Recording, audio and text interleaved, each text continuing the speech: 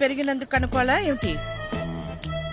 చెప్తే గాని తెలుసుకోలేకపోవడానికి మే అమ్మాయిస్ కదరా అమ్మాస్.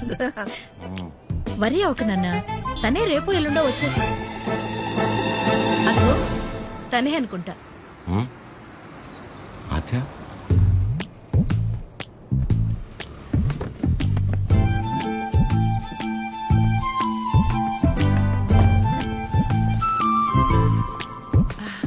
హాయ్, బాగున్నావా? రామా బాగున్నావా? బాగున్నానండి. చిరుతో కొంచెం పర్సనల్ గా.